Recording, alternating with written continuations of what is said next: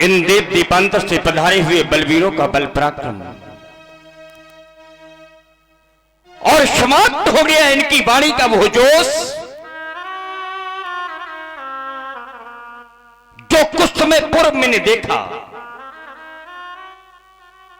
मैंने क्या देखा? मैंने देखा था जब परिकर बांध उठे अकुलाई चले इष्ट देवन शरणाई, लेकिन अब परिणाम क्या मिला? श्री हत भय हार ही ये राजा और बैठे निज निज जाई समाजा, अपनी अपनी समाजों पर जाकर के बैठ गए। कुछ समय पूर्व वंदी जल के द्वारा अपने की घोषणा प्रसारित की गई और उस घोषणा को सुनकर के ये दीप दीपांतर से पधारे हुए सभी बलवीर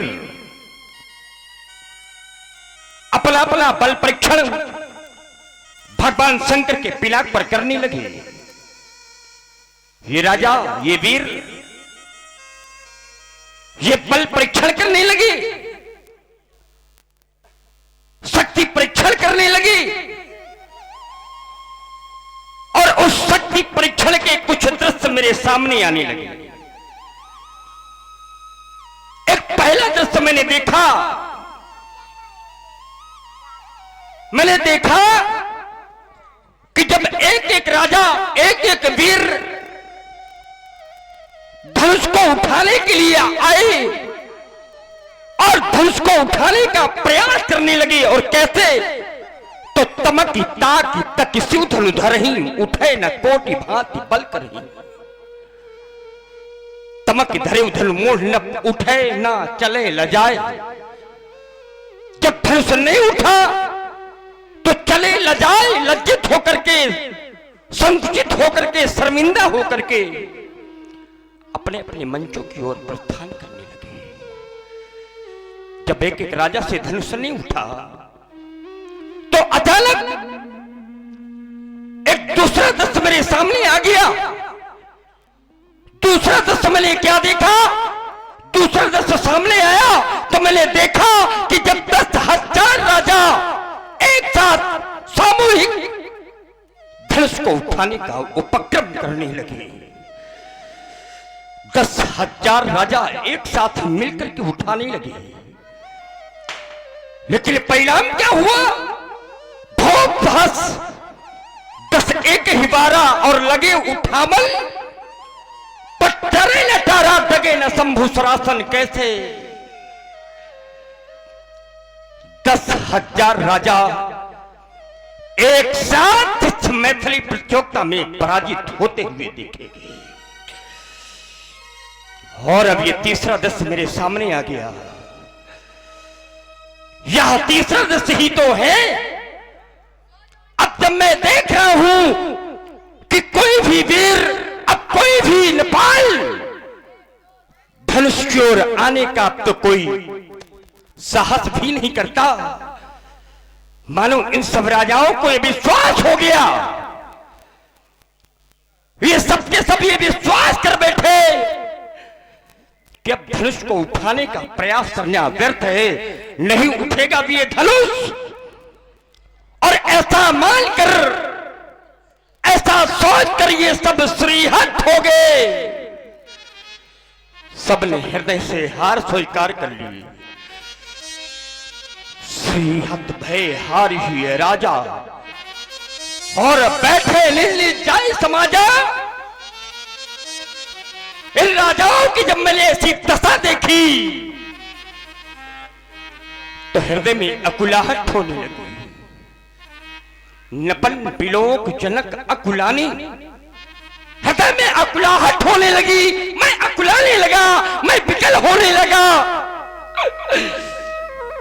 यह सोच करके कि अब क्या होगा, अब मेरे प्रतिज्ञा का क्या होगा, मेरे बल का क्या होगा। हर प्रण की पूर्ति नहीं हो पाई। प्रण की पूर्ति न होने पर अब मेरी बेटी का क्या होगा। मेरी जानकी का क्या होगा, मेरी बेटी क्या होगा। ऐसा तो कभी सपने में भी नहीं सोचा था मैंने। अरे ऐसा तो कभी स्वप्न में भी नहीं सोचा था मैंने कि ये जो स्वयंवर का साज सजाया, ये स्वयंवर का साज सब सजा का सजा रह जाएगा और मेरी बेटी की मांग सदा सदा के लिए आज सुनी रह जाएगी। अरे आज वही हो गया जिसकी कभी मैंने कल्पना भी नहीं की थी। आज मेरी कल्पनाएं सब कल्पना तीत होने लगी। मेरे सपने आज सब धूल में मिलकर के रह गए। मेरी आशा अब निराशा का रूप धारण करने लगी। और मेरे बंधु, मेरे सज्जनों, ये आस जब बनकर के टूट जाती है, ये आस जब बनकर के टूट जाती है तो ये रूह किस तरह से कसमसाती है। अरे कोई पूछे उस बदनसीब बाबू से जिसकी बेटी की बारात द्वारे से लौट जाती है। और सुन रहे हैं महाराज जनक जी के द्वारा यह करुण क्रंदन। इसी क्रम में प्रभावित हुए हमारे भाई Vishnu fruit counter and fast food centre near Ayodhya मंदिर प्रोपाइटर हमारे भाई विष्णु गुप्ता जी, आपकी ओर से 21 पुष्पमुद्राएं महाराज जनक जी के इस कारणी विलाप पर प्रदत्त हैं। बहुत बहुत धन्यवाद, बहुत बहुत साधुवाद। क्या सोचा था मैंने और ये क्या हो गया। बहुत बड़ा विश्वास था मुझे कि कोई ना कोई एक वीर मिलेगा, पर मेरा विश्वास अब विश्वास में परिवर्तित हो गया। क्योंकि दीपो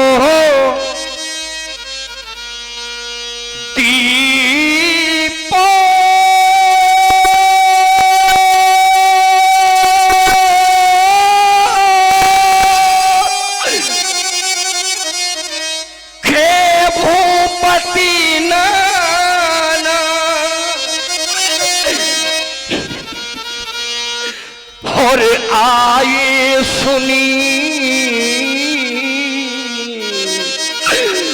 हम जो प्रण ठाना। ये देश देशांतर के नेपाल लिए वीर मेरे प्रण को सुनकर के आए। और ये क्या कहना कि क्या ये देश देशांतर के दीप दीपांतर के नेपाल है। केवल देश देशांतर के दीप दीपांतर के नहीं, देवलोक से देवता भी मानव का वेश धर करके आए हैं। पाताल से दैत्य भी आए हैं। देव तनुजो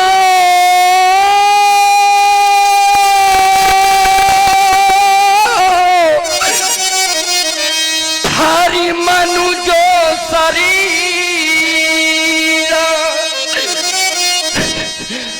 और विपुल भी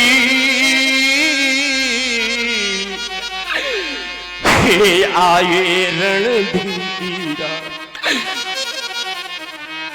देव दानव आज यहां मानव वेश धर करके उपस्थित हुए हैं, लेकिन किसी के द्वारा भी धनुष का खंडन कर दिया जाता, ऐसा संभव नहीं हुआ। क्या ये कहना कि क्या ये साधारण कोट के वीर हैं, धनुष का खंडन नहीं कर पाए, तो क्या यहाँ इस मैथिली प्रतियोगिता में साधारण कोट के वीर आए हैं ना।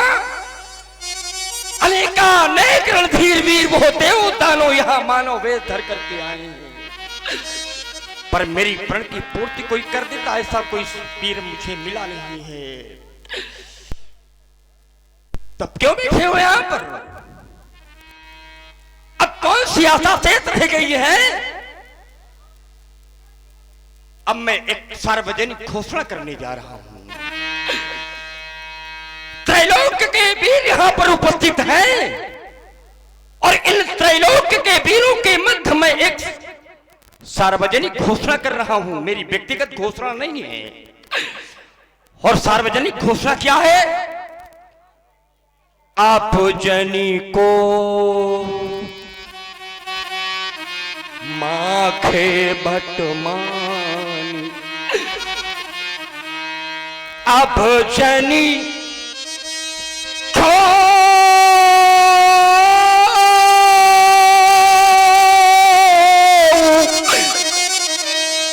माखे भटमानी,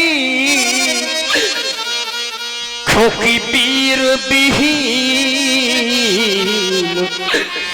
ये मैं जान। अब कोई माखे नहीं। माखे एक बार ये माखे थे, भटमानी अतिशय मन माखे। इसीलिए मैं कहना चाहता हूं कि अब कोई माखे नहीं, कोई कह के ना सुनावे। मैं किसी की मौखिक वीरता सुनना नहीं चाहता। कोई अपने बल का बखान यहां मौखिक ना करे। और यदि कोई अपने आप को वीर मानता हो तो आए, अभी भी एक अवसर है, अभी भी एक अवसर है। जो भी अपने आप को वीर मानता हो वो आए और आकर के धनुष को उठाए, तो खंडों में विभाजित कर दे, अपनी वीरता को प्रमाणित कर दे, तभी उसे वीर स्वीकार किया जाएगा। नहीं तो एक घोषणा करता हूं कि यह वीर भोग्या वसुंधरा आज वीरों से हीन हो चुकी है। इस रत्नगर भाव वसुंधरा में अब कोई वीर शेष नहीं बचा। तो जाओ, चले जाओ, प्रस्थान कर जाओ, अपने अपने राज्यों को चले जाओ। मैं ऐसा सोच लूंगा कि मेरी बेटी का विवाह उस विधाता ने अपने विधान के अंतर्गत लिखा ही नहीं। और सुन रहे हैं आप लोग महाराज जनक जी के द्वारा यह कारुणिक विलाप। इसी क्रम में प्रभावित हुए हमारे आदरणीय बड़े भैया भाई विमलेश जी पांडे, महामंत्री रामलीला समिति खागा, आपकी ओर से 51 वसुंधराएं भेंट की जा रही हैं। बहुत बहुत धन्यवाद, बहुत बहुत साधुवाद। यहां पर जो बेटी के पिता बैठे हैं और जो भी बेटी की यहां माताएं बैठी हैं, कहने का तात्पर्य कि जितने भी यहां बेटी वाले बैठे हैं, ये बेटी वाले ध्यान देंगे। क्योंकि सज्जनों, बेटी का दुख तो बेटी वाले ही समझ सकते हैं। अरे बेटी की पीड़ा का आभास तो केवल बेटी वाले ही कर सकते हैं। पर जिनके जीवन में बेटी है ही नहीं, वो तो केवल कल्पना कर सकते हैं, इस पीड़ा का कभी आभास नहीं कर सकते। क्यों? क्योंकि सिद्धांत लिखा गया, आचार्य प्रवर ने लिखा कि पर घरे घाल को अरे लाजो ना भीरा, और वो बांझ की जानो वो प्रसव के पीरा। अरे वो बांझ स्त्री जिसके जीवन में कोई संतान नहीं होती, वो बांझ स्त्री भला प्रसव की पीड़ा को कैसे समझ सकती है? क्यों? क्योंकि उसके जीवन में वो समय कभी आता ही नहीं। ये बात मैं क्यों कह रहा हूं? मेरे कहने का भावार्थ क्या है? मेरे कहने का तात्पर्य ये है मेरे सज्जनों, मेरे बंधुओं, मैं कहना ये चाहता हूं कि जिसने कन्या अर्जाई ही नहीं, वो कन्या का दुख क्या जाने, वो कन्या का दुख क्या जाने। और जिन पैर बिमाई फटी नहीं, वो पीर पराई।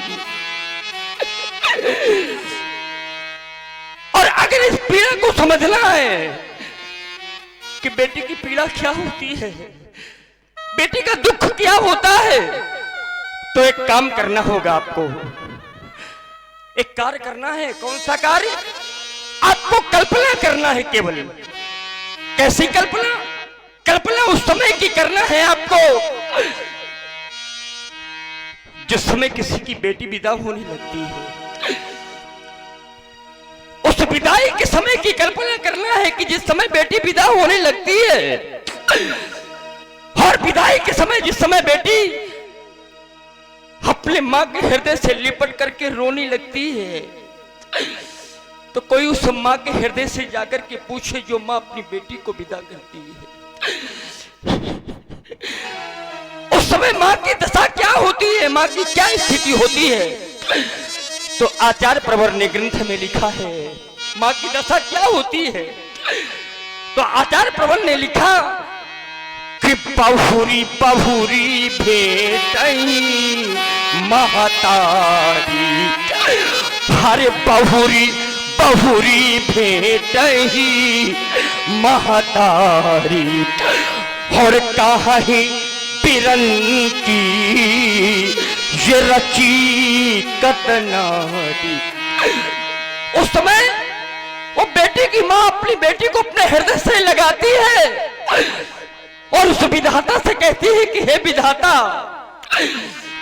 मेरी बेटी को जीवन भर के लिए मुझसे दूर करना था, तो तुमने मेरी कोख से बेटी को जन्म ही क्यों दिया। मेरे सज्जनों, कल्पना करिए उस समय की, जब लिपट लिपट कर मां से रोए बेटी,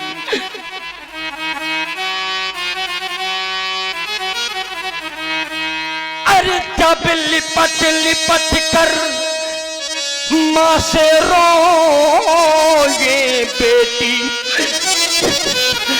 तो वो मां व्याकुल हो जाती है, वो मां व्याकुल हो जाती है, और बेटी के मुख को चूम चूम और छाती से उसे लगाती। मां अपनी बेटी को जब देखती है, जब मां देखती है कि मेरी बेटी रो रही है, तो मां भी व्याकुल हो जाती है। और मां की व्याकुलता को जब बेटी देखती है, जिस समय मां की व्याकुलता को बेटी देखती है, तो स्वयं बेटी अपनी मां की आंखों के आंसू पोंछने लगती है। मां, तुम क्यों रो रही हो? मां, मेरी मां, मां, मेरी मां, तू क्यों रोती है? बेटी मां से कहती है, मां, मेरी मां, तू क्यों रोती है? क्योंकि बेटी पराया धन होती है, ये बेटी पराया धन होती है। तो मां कहती है, बेटी तुम ठीक कहती हो कि बेटी पराया धन होती है, ये मैं जानती हूं, लेकिन मेरी बेटी इतनी कठोर कहाँ होती है। अरे इतनी कठोर कहाँ होती है, इतनी कठोर कहाँ होती है, क्योंकि माँ भी तो आखिर माँ होती है, माँ भी तो आखिर माँ होती। और सुन रहे हैं सुंदर महाराज जनक जी के द्वारा कारुणिक विलाप। इसी क्रम में प्रभावित हुए हमारे अध्यक्ष जी आदरणीय बड़े भैया श्री के मिश्रा जी, आपकी ओर से भी 51 पुष्प मुद्राएं भेंट की जा रही हैं। बहुत बहुत धन्यवाद, बहुत बहुत साधुवाद। मां से भेंट करते करते अचानक उस बेटी की दृष्टि जब अपने पिता के ऊपर पड़ती है, समाज में बैठे हुए बेटी के पिता उससे ध्यान देंगे। मां से भेंट करते करते अचानक जब बेटी की दृष्टि अपने पिता के ऊपर पड़ती है और बेटी देखती है कि एक कोने में खड़े खड़े मेरे पिता भी रो रहे हैं, तो दौड़ करके जाती है वो बेटी और अपने पिता के हृदय से लिपट करके पिता पिता कह करके रोने लगती है। तो जानते हो उस समय बेटी को क्या लगता है, क्या सोचती है वो बेटी? किस समय पिता के हृदय से लिपट लिपट करके बेटी रोने लगती है तो केवल एक बात सोचती है, केवल एक बात सोचती है वो बेटी। पिता को देख करके वो सोचने लगती है कि जन्मदाता मेरे, जन्मदाता मेरे दूर मुझसे हुए और मेरी माता भी आज पराई हुई, मेरी माता भी आज पराई हुई। ऐ विधाता जहां जन्म तुमने दिया उसी घर से ही मेरी विदाई हुई, उसी घर से ही मेरी विदाई हुई। कभी वो बेटी अपने पिता को देखती है, कभी मां को देखती है और कभी परिवार के लोगों को भी देखती है और सबको देख करके वो बेटी सोचने लगती है कि हो गए अपने आज पराए,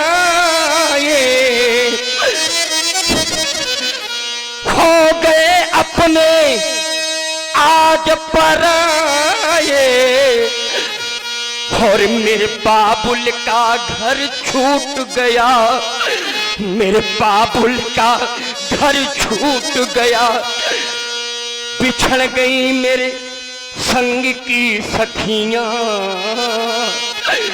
और अब बचपन का सुख लूट गया। और कोई उस पिता के हृदय से जाकर के पूछे मेरे बंधुओं, मेरे सज्जनों,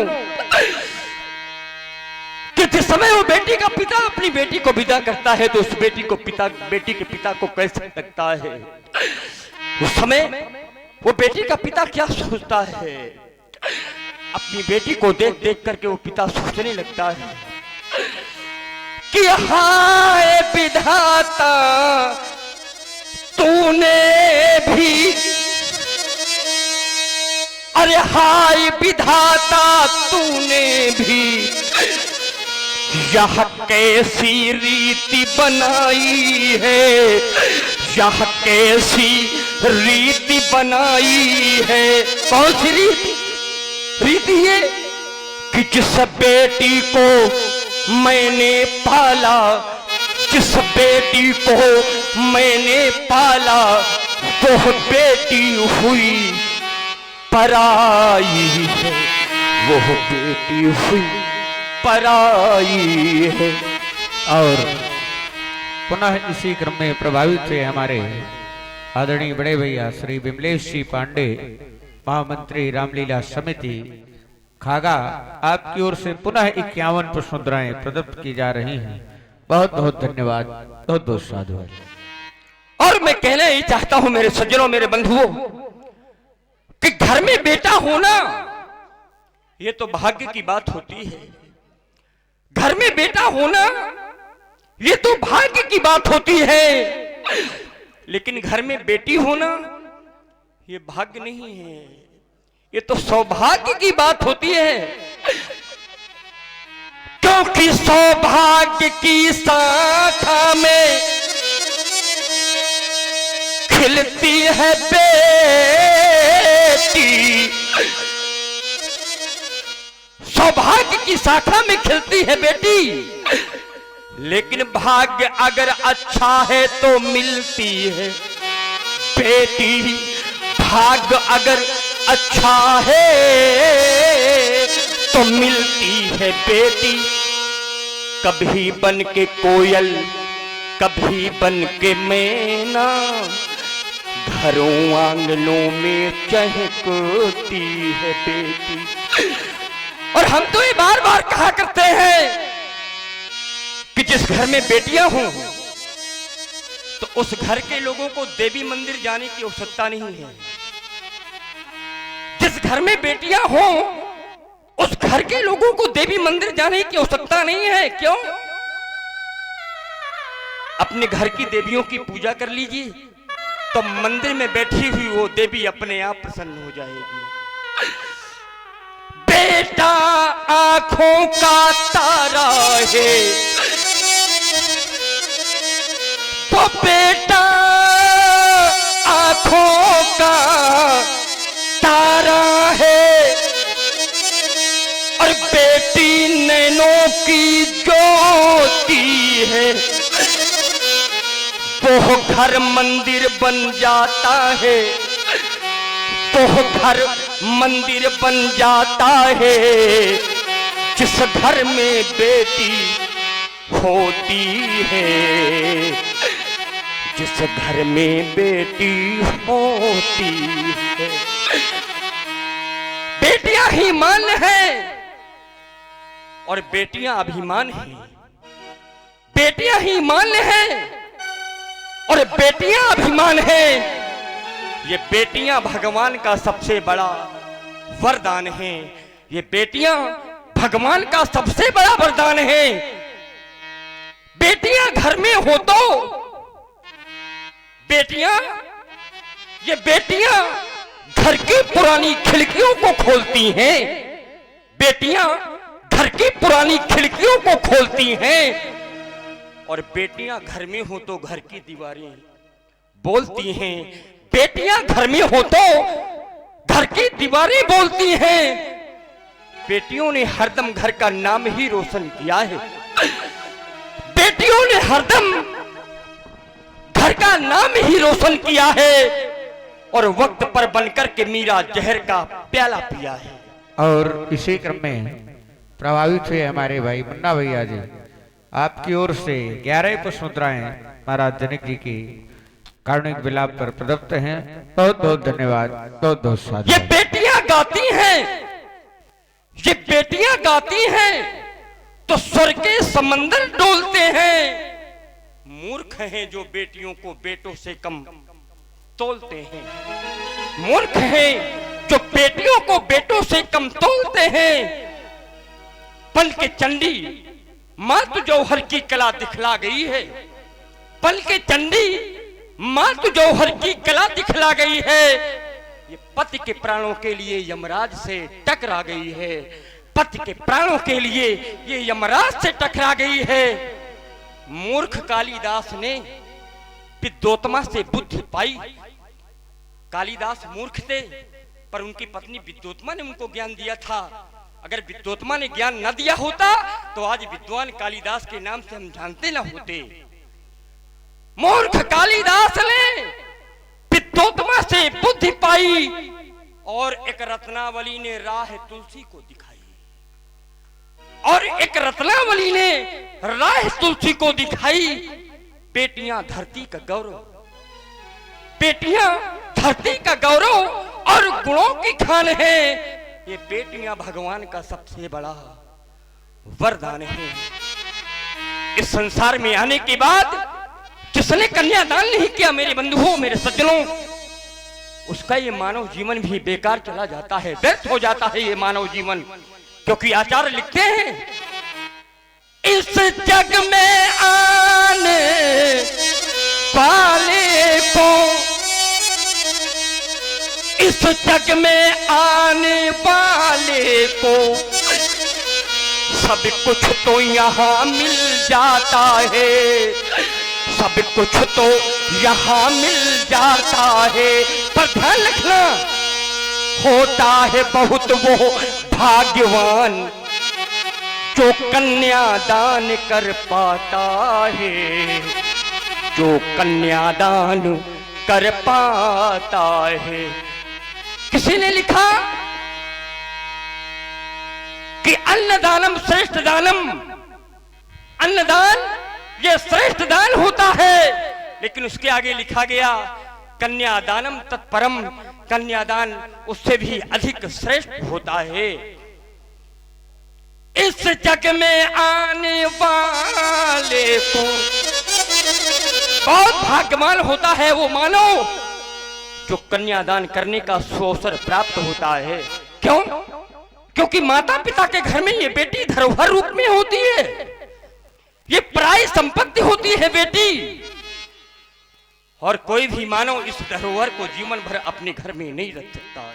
और इसी क्रम में हमारे भाई रामराज जी तहसील खागा आपकी ओर से 101 पुष्प मुद्राएं और हमारे राजा राम जी कोषाध्यक्ष जी आपकी ओर से भी 11 पुष्प मुद्राएं भेंट हैं। बहुत बहुत धन्यवाद। हाँ, कुल कोष इन्हीं के पास है। कोई भी मानव इस संपत्ति को, इस धरोहर को जीवन भर अपने घर में नहीं रख सकता। क्यों? क्योंकि बेटी मां तो धरोहर होती, कि बेटी मात धरोहर होती, और करना पड़ता इसका दान, करना पड़ता इसका दान। पर याद रखना, सब दानों से दान श्रेष्ठ है, सब दानों से दान श्रेष्ठ है, लेकिन महादान है कन्यादान, महादान है कन्यादान। और मेरा इतना बड़ा दुर्भाग्य कि मैं अपनी बेटी का कन्यादान नहीं कर सका। आज मेरा दुर्भाग्य मेरे सामने आ गया। क्या सोचा था और ये क्या हो गया। और इसी क्रम में हमारे आदरणीय बड़े भैया के मिश्रा जी अध्यक्ष जी आपकी ओर से ये 51 पुष्प मुद्राएं प्रदत्त की जा रही हैं। बहुत बहुत धन्यवाद, बहुत बहुत साधुवाद। और अंत में मैं तुमसे कहना चाहता हूं, मेरी बेटी, मेरी जानकी, मेरी वैदेही, तुम्हें याद है ना, तुमने एक बार बहुत बड़ा आश्चर्यजनक कार्य किया था। तुम्हें याद है ना, जब धराली पने में अगर तुमने बेटी,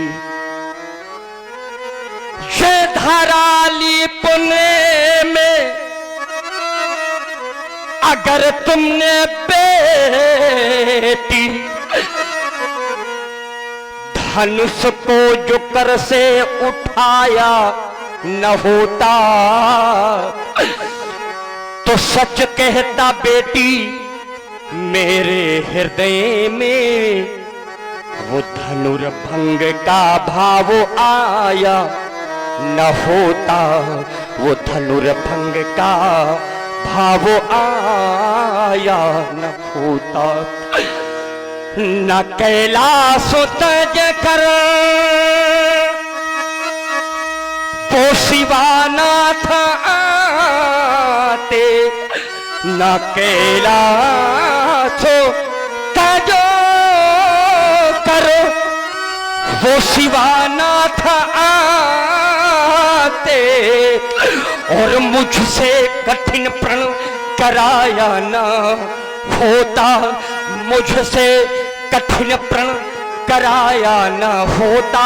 भगवान शंकर ने ही तो मुझसे कहा था कि जनक मेरे धनुष पर प्रतिज्ञा करो, धनुर्मदीयम ते गेहे पूजतम तो पूर्वजई, तस्य प्रतिज्ञा तोया कार्या भंगाए तोलनाए चा, न कैलाश तज कर वो शिवानाथ आते, और मुझसे कठिन प्रण कराया न होता, तो जग में हंसी यूं न होती हमारी, और ये धनुष यज्ञ हमने रचाया न होता, ये धनुष यज्ञ हमने रचाया न होता। और इसी क्रम में हमारे भाई सत्यनारायण जी अग्रहरी रेलवे क्रॉसिंग खागा और हमारे शिव कुमार जी रेलवे क्रॉसिंग खागा, दोनों बंधुओं की ओर से 11-11 पुष्प मुद्राएं और हमारे परम आदरणीय श्री शंकर शरण वाजपेयी जी महाराज आपकी ओर से भी 21 पुष्प मुद्राएं और एक छोटी सी बिटिया संतोषी उसके द्वारा भी 21 पुष्प मुद्राएं भेंट हैं। बहुत बहुत धन्यवाद, बहुत बहुत साधुवाद। बस समाप्त हो गया, लेकिन ठहरो, अभी नहीं। क्यों? क्योंकि सीए वर के दर्शनों की अभी अभिलाष शेष है। और हमारे भाई अरुण कुमार जी गुप्ता,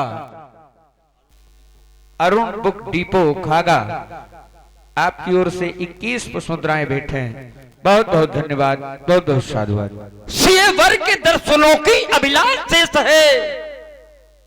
मिलके रहेगा वो वर, मिलके रहेगा वो वर, ये विश्वास शेष है।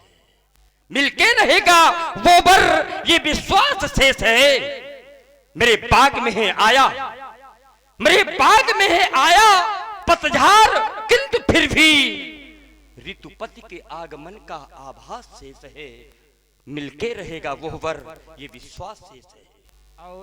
और इसी क्रम में हमारे भाई भगवती सगुन जनरल स्टोर अयोध्या मंदिर खागा, आपकी ओर से भी 21 पुष्प मुद्राएं भेंट की जा रही हैं। बहुत बहुत धन्यवाद, बहुत बहुत साधुवाद। मैं मानता हूं मुझसे कुछ भूल भी हुई है, मैं मानता हूं मुझसे कुछ भूल भी हुई है, लेकिन बनके रहेगा निश्चित वो इतिहास शेष है। बनके रहेगा निश्चित वो इतिहास शेष है। सीए वर के दर्शनों की अभिलाष शेष है। मिलके रहेगा वो वर, ये विश्वास शेष है। हो सकता ना निराश मैं, हो सकता ना निराश जीवन में मैं कभी, जब तक कि तन में मेरे एक श्वास शेष है। मिलके रहेगा वो वर, ये विश्वास शेष है। सीए वर के दर्शनों की अभिलाष शेष है। हुई ना मेरे प्रण की पूर्ति, हुई ना मेरे प्रण की पूर्ति, और नाई पीरों में थोड़ती रह गई मेरी सुषमा मूर्ति, रह गई मेरी सुषमा मूर्ति। ये उजड़ता जाता मेरा बाग, ये उजड़ता जाता मेरा बाग, और झुलस गए मेरे हृदय के ताग। तब कह दो, अब कह दो कि ये जाए यहां से भाग, क्योंकि अब ना बजेगा कोई राग। ये धनुर्भंग नहीं हो सका, तब ये सभा करा दो भंग, क्योंकि पिघल गया मिथिलेश का यह रंग अमन का रंग, रंग अमन का रंग, रंग अमन का रंग। सीता के सखियों, हमारी बेटी को अंतःपुर में पहुंचाओ। जनक बचन सुनि सब नर नारी, देख जान कहीं भय दुखारी। माथे लखना, माथे लखना,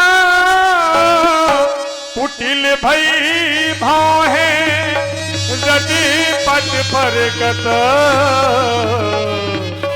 नयन सिरोहे कही न सकत रघुबीर डर, लगे बचन जनबान, नाई राम पद कमल सिर, बोले गिरा ब्रह्मा।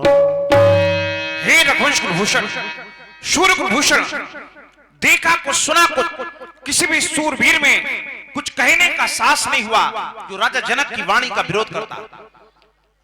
राजा जनक के द्वारा कहा गया, तजौवास निज निज ग्रह जाहू, लिखा न विधि बैठे विवाहू। ये केवल राजा जनक के जीवन की कहानी नहीं है, अपितु समस्त संसार की एक कहानी है। जब हमारा कोई कार्य बन जाता है, हम ये कहते हैं कि हम बड़े बुद्धिमान हैं, हमने अपना कार्य समय से कर लिया, अगर हम न होते तो ये कार्य न होता। और जब जब किसी का कोई कार्य बिगड़ता है, नहीं बनता, तो फिर व्यक्ति यही कहता है कि विधाता की यही इच्छा थी। अर्थात बन जाए तो हम बुद्धिमान हैं, बिगड़ जाए तो विधाता की यही इच्छा। हानि लाभ जीवन मरण जस अपजस विधि हाथ, ये विधाता के हाथ में तो है, लेकिन ना तो विधाता से किसी की शत्रुता है और ना ही किसी से उसकी मित्रता है। वो तो मात्र शुभ और अशुभ कर्म अनुहारी, ईश देई फल हृदय विचारी, केवल फल प्रदान करने का कार्य परमात्मा करता है, वो भी हमारे और तुम्हारे कर्मों को देखकर और विचार कर। अर्थात विधाता भी विचार करता होगा। जब कोई कहता है कि ये कार्य विधाता ने बिगाड़ा है, विधाता ने ऐसा नहीं लिखा, तो विधाता भी विचार करता होगा हमारी शत्रुता क्या है, विचार कीजिए। लेकिन ये राजा जनक की व्यक्तिगत घोषणा है, विधाता ने वैदेही का विवाह नहीं लिखा, ये तो ज्योतिष का विषय है। और एक संत का ये भी मत है, कै मुनीस हिमवंत सुन, जो विधि लिखा लीलार, देव तनुज नर नाग मुनि को न मेटनी, कोई इसे मिटा नहीं सकता। अब विधाता ने नहीं लिखा, आप पूर्व से जानते थे, तो फिर ये स्वयंवर की रचना क्यों? अर्थात इस स्वयंवर की रचना के द्वारा संसार की क्षत्रिय वीरता का अपमान। और अगर आज आपने जाना है कि विधाता ने नहीं लिखा, तो कोई बात नहीं, कभी कभी क्रोध के आवेग में आकर व्यक्ति ऐसा कह भी सकता है। आपने कहा, लेकिन एक बात बड़ी अनुचित है, और अनुचित यह है कि वसुंधरा वीरों से विहीन है। ये वसुंधरा किसी कालखंड में न तो वीरों से विहीन थी, न है और न कभी होगी। आप चाहते हैं ये धनुष टूट जाए तो हम मान जाएं कि धनुष तोड़ने वाला वीर है।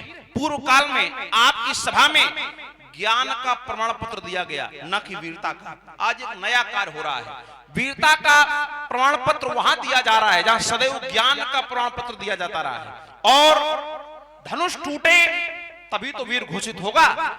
लेकिन बात केवल धनुष टूटने की नहीं है, समस्या केवल धनुष टूटने की नहीं है, एक और बात है। और बात यह है कि जो धनुष तोड़ेगा उसे विवाह करना पड़ेगा। और संसार में वीर नहीं, सभी जानते हैं महावीर भी विद्यमान हैं, लेकिन उन्होंने आजीवन विवाह न करने का संकल्प ले रखा है। तो केवल मात्र आपकी इस निजी स्वार्थ की पूर्ति के लिए, या आपके विचारों की प्रतिपूर्ति के लिए, या आपकी प्रतिज्ञा की प्रतिपूर्ति के लिए क्या कोई अपनी प्रतिज्ञा को भंग करेगा?